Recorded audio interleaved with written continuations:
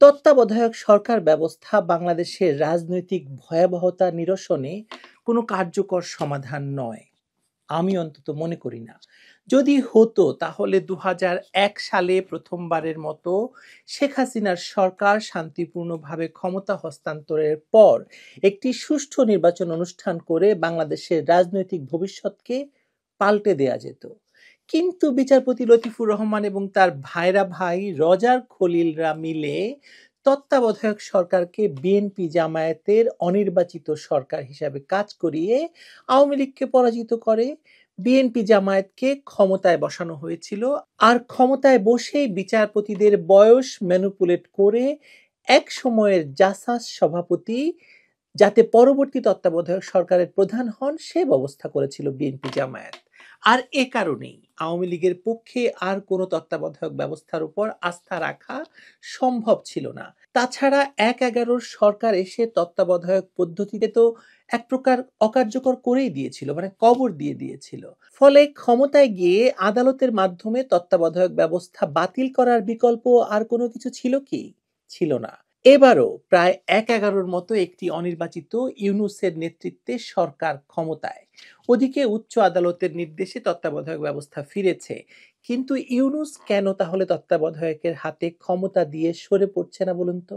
কেন তিনি গো ধরে আছেন একটি তথাকথিত নির্বাচন তাকে করতেই হবে? কে তাকে দিব্যি দিয়েছে? আসুন বিষয়টি বিস্তারিত জানার চেষ্টা করা যাক।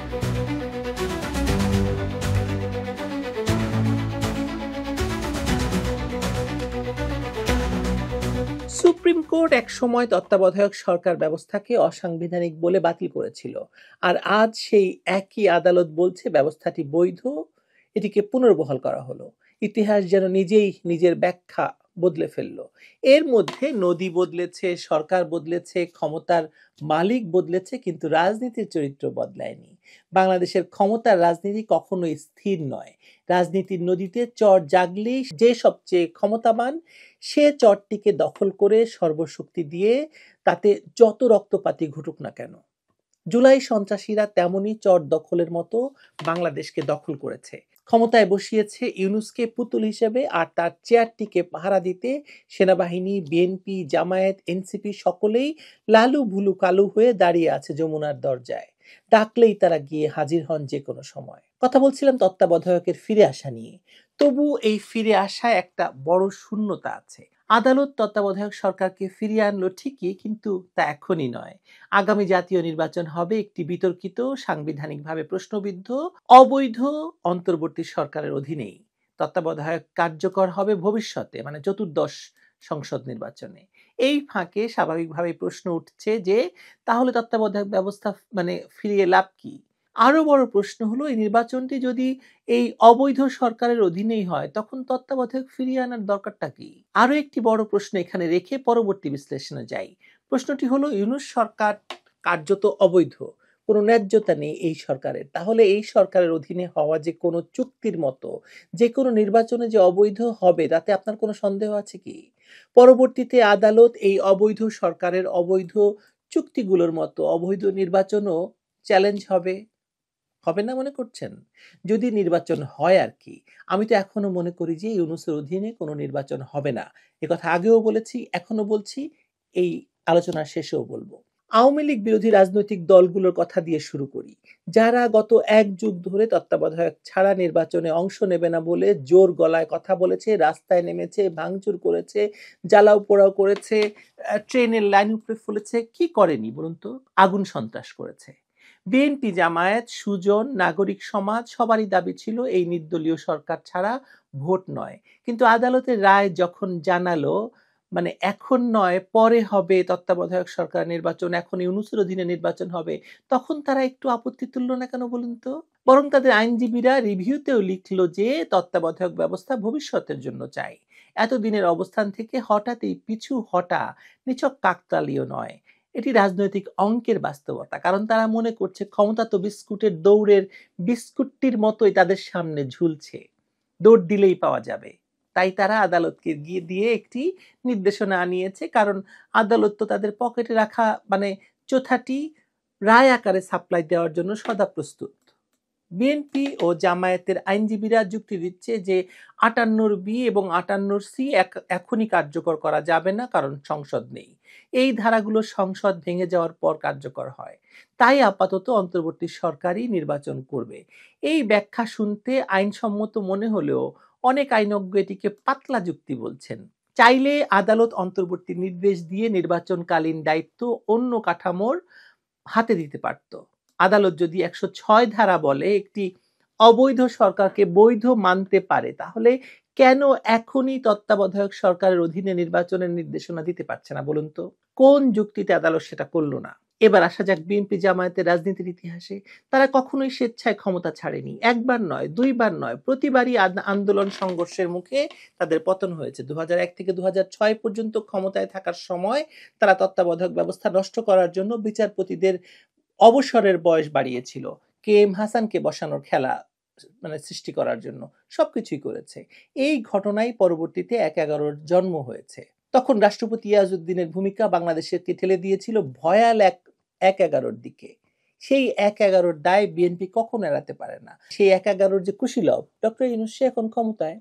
অন্যদিকে এই দেশ কেবল একবারই শান্তিপূর্ণ ক্ষমতা হস্তান্তর দেখেছে, সেটা ২০০১ সালে আওয়ামী লীগ নির্দলীয় সরকারের হাতে ক্ষমতা দিয়েছে। এর বাইরে যা হয়েছে সব ছিল আন্দোলন, সংঘর্ষ এবং অনিবার্য পতন। কাজেই তত্ত্বাবধায়ক সরকার ব্যবস্থার প্রতি দলগুলোর আনুগত্য আসলে ক্ষমতার প্রশ্নে নির্ভরশীল, নীতির প্রশ্নে নয়। এখন তারা তত্ত্বাবধায়কের পক্ষে, কারণ তারা ক্ষমতায় নেই। তারা ক্ষমতায় গেলে একই ব্যবস্থাকে আবারও বাতিল করার সম্ভাবনা উড়িয়ে দেওয়া যাবে না। এবার দেখা যাক আদালতের রায় যে অদ্ভুত এক বাস্তবতা তৈরি করেছে তা কি। আদালত বলল তত্ত্বাবধায়ক ফিরল, কিন্তু এখনই নয়। এখন নির্বাচন হবে অন্তর্বর্তী সরকারের অধীনে, যা একটি অসাংবিধানিক ধূসর অঞ্চলে দাঁড়িয়ে আছে। এই অন্তর্বর্তী সরকার ডক্টর ইউনূসের নেতৃত্বে গঠিত হয়েছে অস্বাভাবিক রাজনৈতিক পরিস্থিতিতে, জনগণের ভোট ছাড়াই। তাদের বৈধতা নিয়ে দেশে বিদেশে প্রশ্ন আছে, আর এখন সেই সরকারই নির্বাচন করবে। প্রশ্নের পাহাড় তৈরি হবে না এই নির্বাচন নিয়ে? আপনার কি মনে হয়?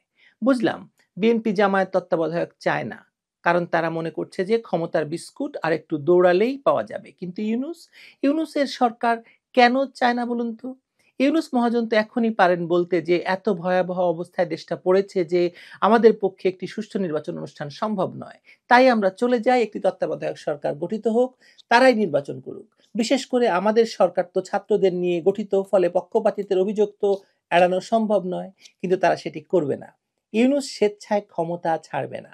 গ্রামীণ ব্যাংক যে ছাড়েনি, গ্রামীণ ব্যাংক যে আঁকড়ে ধরেছিল, তার পক্ষে ক্ষমতা ছাড়া সম্ভব? আপনার কি মনে হয়? এবং তারা কেন এই তত্ত্বাবধায়ক চায় না এটা বোঝা কঠিন নয়। ক্ষমতা কোনো দল ছাড়তে চায় না, যে কথা একটু আগে বললাম। আরেকটি সরকারের যখন ক্ষমতায় থাকে সে অন্তর্বর্তী হোক, তখন তার চারপাশে স্বার্থ গোষ্ঠী তৈরি হয়ে যায়, প্রশাসনিক নিয়ন্ত্রণ তৈরি হয়, রাজনৈতিক ভবিষ্যতের হিসাব তৈরি হয়। ইউনূস সরকারও ব্যতিক্রম নয়। তাদের ১৫ মাসের পরিবর্তন পরিকল্পনা, নতুন নিয়োগ, নতুন ক্ষমতার কেন্দ্র, ইতিমধ্যে বড় বড় একাধিক ডিল, সব বন্দর ইজারা দেওয়া, কত ডিল, কত ব্যবসা করলো ডক্টর ইউনূসের প্রতিষ্ঠানগুলো। এসবের ওপর তত্ত্বাবধায়ক ব্যবস্থা এখনই নেমে এলে পুরো কাঠামোটা ভেঙে পড়বে। আর সেই ঝুঁকি তো তারা নিতে পারে না, তাই না? তারপরে ইউনূসের সেফ এক্সিট বলে কথা, তার সেফ এক্সিট যদি না দেয়, সে কারণেই আদালত রায়ে যে বড় ফাঁক রেখে দিয়েছে, প্রসপেক্টিভ কার্যকারিতা, এটি অসাংবিধানিক সরকারকে সুবিধা দিয়ে ফেলেছে। তত্ত্বাবধায়ক ফিরছে, কিন্তু প্রয়োগের ক্ষমতা যাদের হাতে নেই তাদের কিছুই করার নেই। যারা ক্ষমতায় আছে তারাই এই রায়ের প্রকৃত সুবিধাভোগী এখন। সব মিলিয়ে তত্ত্বাবধায়ক সরকার ব্যবস্থা এমন এক কাঠামো, আদালত বলছে ফিরছে, কিন্তু ইউনূসের নির্দেশে সে আসলে ফেরেনি, আছে কিন্তু নেই। বাংলাদেশে নিরপেক্ষ নির্বাচন কবে হবে, কাদের হাতে হবে, তার উত্তরে আদালত একটা ঝলক দেখিয়েছে তত্ত্বাবধায়ক ফেরানোর রায় দিয়ে, কিন্তু বাস্তব প্রয়োগ ঠেলে দিয়েছে অনিশ্চিত ভবিষ্যতের দিকে। তত্ত্বাবধায়ক ফিরেছে, কিন্তু ফিরতে দেওয়া হবে না। আপনি নিশ্চিত থাকুন, বিএনপি ক্ষমতায় গিয়ে পাগল এবং শিশু ছাড়া নিরপেক্ষ কাউকে পাবে না, ফলে তত্ত্বাবধায়কও ফিরবে না। বাংলাদেশের রাজনীতি সেই পুরনো অন্ধকার গলি ধরেই হাঁটবে, যেখান থেকে আমরা বহুবার বেরোতে চেয়েছি কিন্তু পারিনি। তবে আমি এখনো ভাবছি যে ফেব্রুয়ারিতে নির্বাচন হবে না এবং ইউনূসকে গদি থেকে নামাতে মানুষ রাস্তায় নামবে ২০২৪-এর জুলাইয়ের চেয়েও ভয়ংকর রক্তপাতের মধ্য দিয়ে ইউনূস বিদায় নেবে এবং একটি তত্ত্বাবধায়ক সরকার গঠিত হবে, যারা একটি অংশগ্রহণমূলক নির্বাচনের মাধ্যমে নির্বাচিত সরকারের হাতে ক্ষমতা দিয়ে দেশে গণতন্ত্র ফেরাবে। কিন্তু এর ব্যত্যয় যদি হয়, বাংলাদেশের কপালে থাকা শনির দশা কেউ ঠেকাতে পারবে না। আমি গণক নই, রাজনৈতিক বিশ্লেষক মাত্র। মিলিয়ে নেবেন আমার কথা। এখনো পর্যন্ত আমার কোনো বিশ্লেষণই ভুল প্রমাণিত হয়েছে বলে প্রমাণ নেই। ভালো থাকুন সবাই।